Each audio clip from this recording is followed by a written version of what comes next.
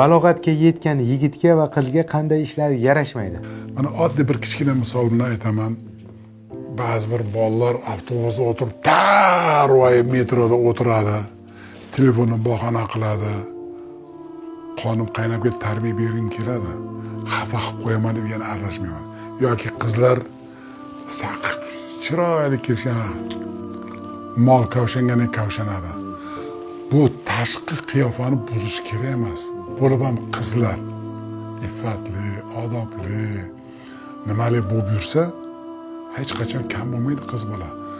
Qiz bola o'zini xatti-harakati bilan kerak bo'lsa hayot tarzini tashkil qilishi mumkin.